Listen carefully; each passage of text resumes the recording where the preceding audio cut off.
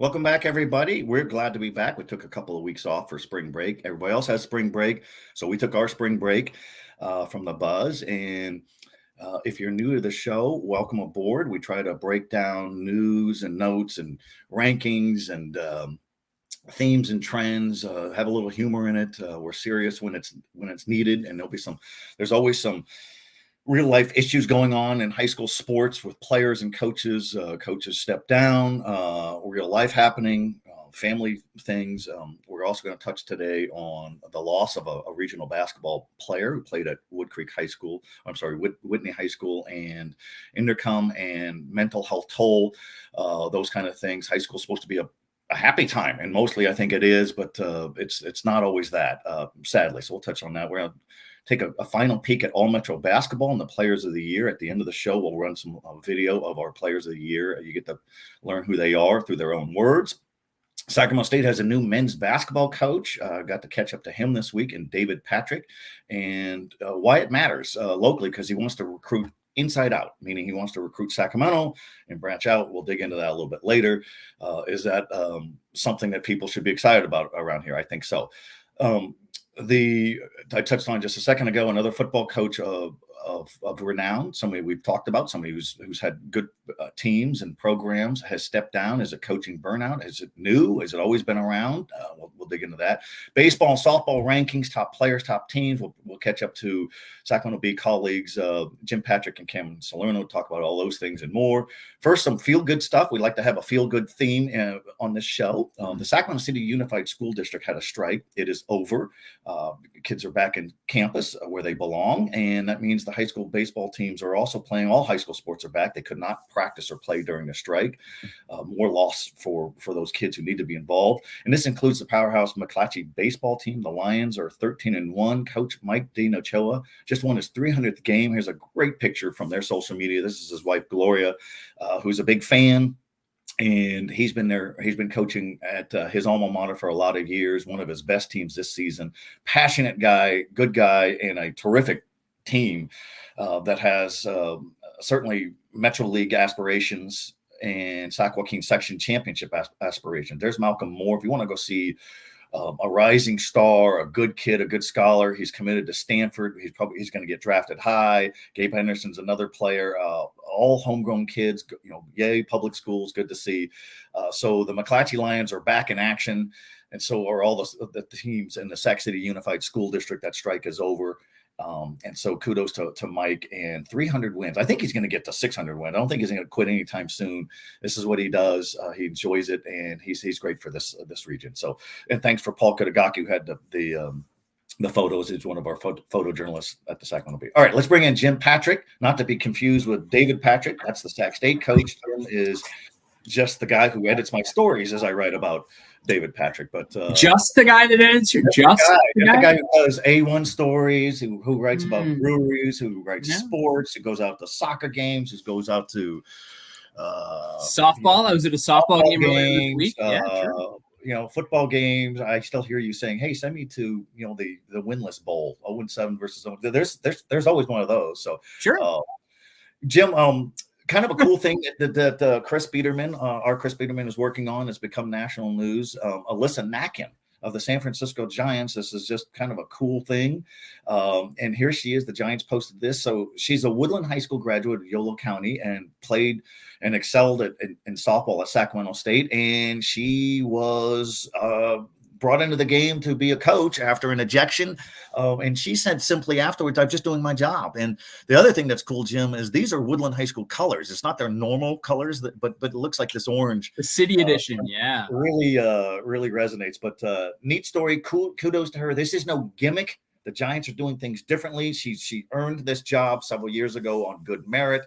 And it's just neat to see. And it's also just manna falling from heaven when you're a reporter from the Sacramento Bee who is sent to this series to cover Alyssa Nakken and also write about Logan Webb, and you're Chris Biederman sitting up there in the press box, and lo and behold, here comes the first woman to ever coach on the field during a baseball game. It's long overdue, though, right? Like, here we are in 2022, and we're talking about a woman finally stepping onto the field. I mean, how long have men been stepping onto a softball field to coach women? When did the first time that happen? We didn't nobody's writing stories about that, and that because that happened 100 years ago, probably. So Yeah, long overdue, Joe. I agree. And some people, there's always a grouch, and they expose themselves ungloriously so on social media that this is a gimmick, and this is get real baseball people out there. Well, she is real baseball people, and she's earned it. And the Giants are under no pressure and no obligation to have anything gimmicky. They're out to win and have the best people. And geez, the Giants, I think, led all of Major League Baseball last season in victories. So, right. I think my mom was pitching for them last year, and they won 107 games. I mean, this is a team that finds a way to win with whoever's on their roster. But also, they have a ton of coaches. They have a ton of assistant coaches, and I don't think they're hiring dummies. I think plenty of baseball teams over the years have maybe had some undeserving coaches now and then. Not throwing stones at anybody in particular, but there's definitely been some teams that have had some guys ascend that did not deserve to. So, worst case scenario, she's no worse than anybody else who's ever coached the game. And I think much higher of her than that. We'll just put it that way. Yeah, I agree. And kudos to her. And, like we said earlier, Jim, she said, "Hey, I'm just doing my job. I'm just here to coach and help and all that." So, we're going to touch on some sobering news. While we were away, Jim, on our spring break, former Whitney High School and intercom basketball player Anthony Williams was struck by a car last month in Placer County, and he died. He had battled mental illness. His teammates talked about it. His coaches talked about it. Administrators talked about it. And mental illness is certainly a major concern at any age, and it's especially alarming and concerning when it's impacting high school kids. And we certainly saw a lot of that during the pandemic. And you could see he just got a warm look to him. People liked him. He was beloved. It's just a sad end, and it's a story that we're touching on mental illness and how concussions and CTE and high school kids, and just sad to see. And he left the team. He left the intercom basketball team, their best team in school history, at midseason, a little bit past midseason. And Fred Wilson, the coach, said he's working on a lot of things. He's working on himself, and we hope he's going to be okay. So a sad end, and Godspeed to Anthony Williams. And a lot of people are, this helps raise awareness. Keep an eye on your kids. Talk to them and your teammates and all those kind of things. So, and sports are real life. Sports are the real people there who have real problems and real families and real things going on. And as much as you and I talk about and commentate on the sports aspect and history and that kind of stuff, there's everybody's got real things happening, and we just hope that everybody everywhere is working on themselves and taking care of themselves, Joe. Yeah. Well said. High school football, it's always a topic because it's a year-round thing. And in this region, we have lost another well-known coach, as we've lost him as a head coach. That's Matt Ray. Was a longtime coach, was the founding coach at Antelope High School. The Titans won a ton of games, and he goes up to Union Mine up in El Dorado County. He was ecstatic about getting up there to be the athletic director, and then he's the football coach. And in his first season, after a spring season, this past fall, did a great job, won the league championship, gets to the playoffs, and then he's out. And he's out because he's trying to make that balance with his family and coaching and teaching. And he stepped down on his own accord to try to make that balance work. And this is something, Jim, that's been around a long time. The new coach is Kirk Anderson. He's as a local coach, Vacaville insider. Cecil was telling me that he's highly regarded, Cecil Conley, and he coached in Salerno County at Wilsey Wood and Vacaville. And so Union Mine, Jim's going to be okay with Kirk Anderson on campus, and Matt Ray may help him as an assistant coach. But here's another coach that we're losing because coaching is hard. It's hard to balance with family. And people may say, yeah, but it's high school. It's a big deal. Well, for them, it's a major big deal. And for the kids, it's a year-round 5-day-a-week commitment, if not 6, if not 7, right? It's an 8-day-a-week commitment, absolutely, year-round. And the school was stunned, and some of the people in the Boosters Club reached out, and I reached out to Matt too, and he's got 2 young boys. Those are his 2 favorite players, certainly, and he'll probably land as a head coach again at some point. Yeah. But how many times have we seen that too? By the way, right? Like somebody steps down and they take a year, they take 2 years off, and then they show up as an assistant somewhere else, and then they're a head coach And that's just the cycle of life is some of that, right? Like I've had eras where my home life is difficult because of my job, and it forces me to change some things around at my work. So I think we've all been in that situation. What I really think, Joe, too, is like, what about the kids that are playing for these coaches? I hope that the kids are understand. I hope the coaches are leveling with the kids, or talking with the kids on their way out the door to let them know, hey, this isn't anything about you guys, because it really isn't about them. It's about, hey, I got to take care of something. Coaching is super important to me, but it can't be the number one thing in my life. Right. And I hope the coaches are talking to these kids about that on their way out the door. I think they do, especially the coaches who know how to communicate, and they talk about family and structure and everybody together. And high school kids can't understand having their own kids, but they certainly could.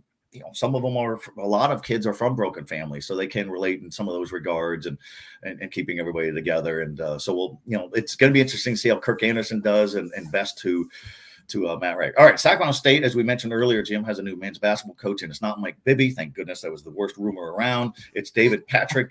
Checked out his press conference the other day. He dominated his first public moment. He said all the right things, and he's gregarious and he's funny. And my question, Willie, Jim, was, will you stick around? He's bounced around from one job to another, Oklahoma as an associate head coach, and other places like Arkansas. But he says he wants to be here. He has history with Mark Orr's photo pictured in the right when they coached together, or they worked together at St. Mary's. Hey Joe, can we get that first picture up and just comment on the hairstyles of these guys? I mean, yes. Talk about fashion forward. I mean, Sac State, forget about the wins and losses. Like, nobody looks better than these guys with these sharp haircuts, right? Oh, I love it. I love it. And that's how we get our interconnection at Sac State. And so what he said, among many things, was, hey, I'm going to recruit Sacramento inside out. And Sac State has recruited locally. They don't always land the local product, but people don't get that. They think if you're at Sac State, you got to give the hometown discount and offer all the local kids. It doesn't work that way. So he's going to look. He's a tremendous recruiter. He says, hey, I will get players here and we will win. Yeah, we got a bad arena. He didn't say that. I said that, but that's not a big issue. So I think Mark Orr has another big home run hire here to match Troy Taylor at football and Mark Campbell in women's basketball. And this is important. We want, we're heavy on high school coverage, but we want Sac State to be successful. 30 years in Division I play, Jim, and they've had 2 winning seasons. Well, and also there's nothing worse than covering losing teams year after year. So that we have a vested interest in that sense of covering happier locker rooms. I would say too that, I think, to me, Joe, the basketball team strikes me like the football team maybe 3-4 years ago, where there's so much talent in this area and in Northern California that it shouldn't be that hard to put together a winning basketball team. And yet here they are with 2 winning seasons in the last 30 years. It feels like, you get the right coach in there and he sticks around for more than 12 months. This could be a team that turns a corner, and I'm not going to say anything like wins the Big Sky, Joe, but this could be a team that makes waves in the Big Sky, right? Absolutely. And, here's the thing, just like football and, women's basketball, the recruiting base in Northern California or in this state is better than any of the other Big Sky Conference programs, especially the out-of-state Big Sky programs. And so it's doable. And the Big Sky could be, it's not a Power 5 conference. So Sac State has the potential to win that conference. Yeah, what's the big deal? Well, it gets you in the NCAA tournament. And that's where people get excited, is when you have a team in the NCAA tournament. When UC Davis did it a few years ago under Coach Jim Les, people are excited. Doesn't mean you're going to win a lot because it's a stacked deck, but it's exciting. I just pictured somebody up in Boise throwing their computer against the wall. We have obviously a huge Boise viewership for the Buzz. At the insinuation that the recruiting scene there isn't as hot as it is in the Northern California area, I have a very active imagination. I apologize to everybody in the Boise area who did not throw their computers. I deal with it every day. Boise is a very level-headed town and well known for that. My twin sister lives right there in Boise and is big on the Broncos, and with her obnoxious blue flag and blue field and all that. So, all right, Jim, All Metro Soccer ran that package on Sunday. It's been years since we covered soccer. You said, let's give it let's give it a shot. Covered a lot of games, championships. Hey, let's do an All Metro team. A superb package you and Cameron Salerno did. There's Erica Grioli, who our player of the year from West Park. Look at that beautiful facility there. And then the boys team, the All Metro boys, as well with Argent.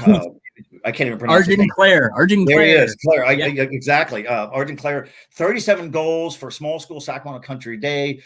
Some people are applauding this. Hey, go small schools. Others are saying, yeah, could he play against Jesuit and all that? Blah blah blah. Why'd you go with him as the boys? That's player? A great question. I think we tried to speak to that in the story. I mean, that he scored 37 goals in 18 games, which is sixth most in the state of California, and it's among the national leaders. But really, I hear that argument. Would he be a top player for Whitney or Jesuit? Probably not. He would probably play for Whitney or Jesuit, which, coming from the smallest division, is fairly remarkable. But really, it has to do with value. The word isn't about best. We're talking about most valuable. And if you take him off of that Sac Country Day team, I don't know that they make the playoffs. They probably do, but they probably don't advance out of the first round. I mean, this guy scored 4 goals in a semifinal game and 2 goals in the championship game, including a, I don't know if you saw the video of him hitting a game-winning shot in the section final, but he banged in a free kick from 25, 30 yards out. It was I mean, they compared it to Messi, I believe, in the story, who's his favorite player. But I mean, the Argent hit an incredible goal, and they don't win the section title without that goal. And I think you could have removed some of the better players off some of the best teams, and they still would have been very, very good teams. Where I think he brought more value to that team. So that was the judgment call. There was, I understand it's just not the best player from the best team for me, Joe. Right. And he did his part. And it's also, we recognize the small schools and we appreciate the small schools because they play just as hard, just a smaller, stage in the playoffs. And kudos to Erica from West Campus or West Park in Roseville. That's a new school. With 32 goals in 10 games for Erica. 32 goals in 10 games. And she'll be back. The whole school's coming back because they don't have a senior class. And so kudos to that. And it's just soccer's big, and soccer, as we touched on before, for years was either played in the fall or in the spring. Now it's in the winter, and it kind of gives us a nice balance with basketball. All right, let's take a quick peek at our softball top 10 done by our good friend Pete DeFore, who actually has a top 20 list. You want to check that out? It's on sacb.com. And Pete he digs in, and he's got an impressive looking top order here. A lot of these are familiar programs: Del Oro, Elk Grove, Sheldon. Some of them are in the Delta League, including Elk Grove, Sheldon, and St. Francis. Jim, what you said you checked out Sheldon and St. Francis this week. How did it go, and how good are those teams look and at this point? Pete, kudos to Pete, who got the rankings right. He got Sheldon over St. Francis just before Sheldon beat St. Francis 7-3 Tuesday afternoon. Sheldon was super impressive. They're knocking around a D1 college pitcher from St. Francis and really getting 7 runs off of D1 pitcher. I mean, they made it look easy. Sheldon looked really good at the plate. I saw, doubles banging off the wall. I saw line drive singles up the middle. It wasn't like they were just dinking and dunking and stealing bases and working their way around. Sheldon looked really impressive to me. Now, I say that I haven't seen Del Oro or Elk Grove yet this year, and Elk Grove and Sheldon have another game coming up, so I will have to check that out. It's definitely it's shakeout season. I think Pete Dufauer called it moving week in his rankings because 7 of the top 10 teams lost last week. So a lot of movement up there. But Del Oro remains on the top. I gotta get out and see how Del Oro does in some SFL games, Joe. Yeah, and the Sierra Foothill League with Del Oro and Folsom and Rockland, these are not standings; these are rankings. So Rockland has 8 losses, but they're it's a powerhouse schedule. And talking about small schools, there's East Nicholas at number 10 of the northern section, small school, but they play big. And then I think his number 11 team was Sutter, another team that's done really well. So really, yeah, what I really like about softball? A little more parity, Joe, than you get in football. A little more parity. Big time, good stuff. So Jim, good to catch up. We appreciate you, and we will see you quite soon. Sounds great. Thanks for having me on, Joe. You bet. Anytime. All right. There's Jim Patrick, our editor and our friend. And now let's bring in Cameron Salerno, who is there he is. He's got his Giants lid on and had Logan Webb stunk it up. You would have worn it backwards, but no, really cool. Hey, before we talk about Logan Webb, let's talk about Mike D'Ochoa and the McClatchy Lions really quick. They've been ranked in your top 10 for baseball, and he's one of the good guys in coaching. And he has Malcolm Moore, who you've talked about a lot. He's going to be a first-round pick. He's going to go to Stanford if he doesn't sign as a draftee. So what happens when he plays like a Metro League rival like Kennedy and the bases loaded? Does he get an at-bat, or what happened? What did you see, or what did you hear? I heard he got intentionally walked with the bases loaded, and that's like it's a Barry Bonds moment. And you don't see that happen very often. I mean, the only person I can remember seeing that happen with is Barry Bonds, and it happened in a game I remember. I watched highlights of it. But, yeah, he's incredible, and you pick your poison. Do you want one run given up, or do you want a grand slam given up potentially? So, he's hit grand slams. He's hit home runs. He's hit a few. He's going to clear the bases. Yeah. The guy is going. He invokes fear in pitchers, and coaches are confident, but the Kennedy coaches said, we this guy could clear the bases. Let's just walk him. It's the least amount of damage, but it's the ultimate amount of respect at any level, including high school. All right, and one thing that's great about covering regional sports, Cameron, is sometimes we get to see guys do good things, big things before they hit the big stage, and that's Logan Webb. He's certainly their ace. He's 12-1 in their last 20-something starts. He should be 2-0 this year. One was a no decision. He had a nice win yesterday. He's just impressive. He's from Rockland High School, was an all-Metro football quarterback, all-Metro in baseball. Our theme, Cameron, is always this: multi-sport, play as many sports as you can while you can. Embrace those experiences and those teammates, because sooner or later, you're not going to be able to play two sports, and after a while, you're not going to have any sports. So kudos to him. He's been doing this for a long time, and man, is he on a roll already. And I just want to add this about Logan, too. I think what's most impressive to me about him is how much he cares about his Placer County roots. And obviously you see guys all the time who make it to the big leagues, and they still care about where they came from. But I think for Logan in particular, he really cares about this Placer County community and the Rockland community. He obviously followed their football team really closely during the season, during their memorable run to the Sac-Joaquin Section Championship. And, yeah, he's just a good dude, easy to root for. He's just having a great year, and he's definitely intended for the NL Cy Young Award. So there's no doubt. And not only does he visit his old roots, but he knows mom's probably going to do his laundry and his good home cooking, and he visits some of the elementary and middle school and high schools that he went to. He's a role model. So kudos to him. All right, Cameron, let's talk real quick about baseball. Let's take a look at your top 20 or your top 10. The full top 25 is online. You have bubble teams as well. These rankings were entering the week. Big game last night in the Boris Classic here in Sacramento. What happened? Wood Creek beat Franklin 6-0. Austin Nye, who's committed to Vanderbilt, who transferred from Roseville to Wood Creek, pitched an exceptional game. Wood Creek is on a roll. They lost their season opener to Rockland, but have been nails ever since. And I just want to add about these rankings. I think what's hard for me to do these rankings is I think our top four teams are pretty set in that order with Wood Creek, Franklin, McClatchy, and Elk Grove. And then you can make the argument that a team at maybe 13 or 14 could be at 5, and a team at 5 could be at 10. So I think that's what makes it really interesting. I think we have 4 teams who've kind of really separated themselves from the pack so far this season: Wood Creek, Franklin, McClatchy, and Elk Grove. And then everything else is kind of a toss-up. I think you can have teams lose all the time. Whitney lost a series to Granite Bay, but then they came back strong and won a series, and they went 4-0 in the Christian Brothers Easter Classic. So it definitely is shaping out to be an interesting postseason. I think what's going to be fascinating, too, is if Franklin hypothetically wins the Delta League, they'd be in Division 1. Elk Grove could be in Division 2, and Wood Creek would join them in Division 2. So you could have Wood Creek and Elk Grove in Division 2 and Franklin and McClatchy in Division 1. So they could potentially be the top 2 seats in Division 1. I know Rodriguez is also having a really strong season, but I think they'd probably be in Division 2 where they have been most of the time. So it's going to be a really cool postseason. I agree. And Jesuit is Division 1, and Del Campo's done well in Division 3, and Oak Ridge is Division 1. So it's going to be fun. The baseball playoffs will be excellent. All right, let's talk real quick, Cameron, about the All-Metro Players of the Year.